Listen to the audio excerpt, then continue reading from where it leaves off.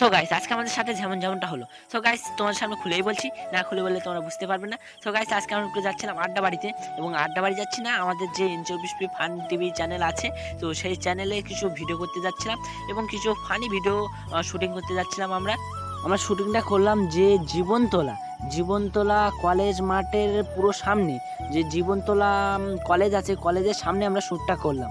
তো শ্যুট করার পরেই কিন্তু আমরা যাচ্ছিলাম আড্ডা বাড়িতে। তো আড্ডা বাড়ি আস্তে আস্তে কিন্তু সন্ধে হয়ে গিয়েছিলো, ওই জন্য আমরা হেলিকপ্টার নিয়ে পুরো আড্ডা বাড়ির সামনে ল্যান্ড করলাম, বা একটি বড় মাঠ দেখে।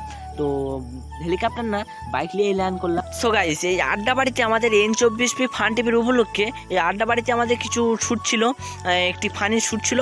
তো যারা আমাদের N24P ফান টিভিতে আমাদের ভিডিও দেখো, তো অবশ্যই ওই চ্যানেলে পেয়ে যাবে।